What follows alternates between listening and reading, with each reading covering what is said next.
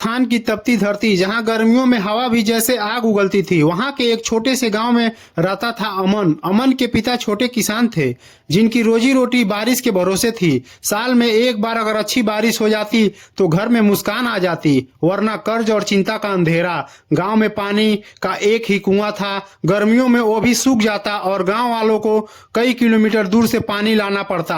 अमन का बचपन इसी कठिनाइयों में बीता, लेकिन उसके दिल में एक सपना था, इंजीनियर बनना और अपने गांव में पानी की समस्या खत्म करना। अमन के लिए स्कूल जाना भी आसान नहीं था। रोज सुबह 5 बजे उठकर टूटी चप्पल पहनकर 6 किलोमीटर पैदल चलकर स्कूल जाना पड़ता। रास्ते में तेज धूप, धूल और कभी कभी जंगली जानवरों का डर भी। क्लास में वो हमेशा ध्यान से पढ़ता, क्योंकि उसे पता था मेरी गरीबी मेरी कमजोरी नहीं, मेरी मेहनत मेरा हथियार है। एक साल गर्मी इतनी पड़ी कि गांव का पूरा कुआं पूरी तरह सूख गया। खेत बंजर हो गए, मवेशियों को पानी नहीं मिला और लोग दूर दूर से पानी लाने के लिए दिन भर लाइन में खड़े रहते। गांव के बुजुर्ग मायूस होकर कहते, बेटा ये किस्मत है, इसमें हम क्या कर सकते हैं। लेकिन अमन ने तय कर लिया, अगर हम कोशिश नहीं करेंगे तो किस्मत भी हमें मौका नहीं देगा।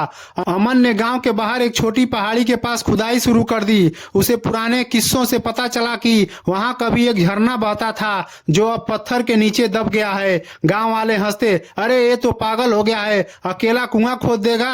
अमन ने उसकी बातों को अनसुना कर दिया।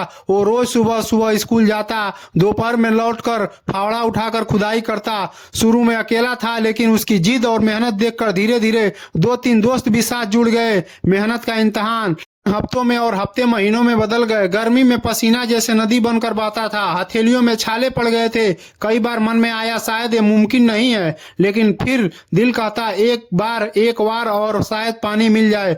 करीब 2 महीने बाद एक दिन अमन ने फावड़ा पत्थरों के नीचे जोर से मारा। अचानक गीली मिट्टी दिखी और कुछ ही वारों बाद पतली सी पानी की धारा फूट निकली। वो धारा धीरे धीरे तेज होने लगी और जल्द ही एक छोटे झरने का रूप ले लिया।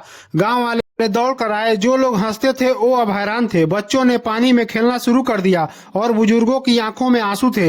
एक बुजुर्ग ने अमन के सिर पर हाथ रखकर कहा, बेटा तूने हमें सिर्फ पानी नहीं दिया, तूने हमें उम्मीद दी है। अमन ने पढ़ाई पूरी की, स्कॉलरशिप लेकर इंजीनियर बना और गांव लौटकर कई पानी के प्रोजेक्ट शुरू किए। आज उसका गांव न सिर्फ खुद के लिए बल्कि आसपास के गांव के लिए भी पानी का स्रोत बन गया है। इस कहानी से यही सीख मिलती है, किस्मत दरवाजा तभी खोलती है जब आप दस्तक देना शुरू करते हैं। छोटे छोटे कदम ही बड़ी जीत की ओर शुरुआत होते हैं।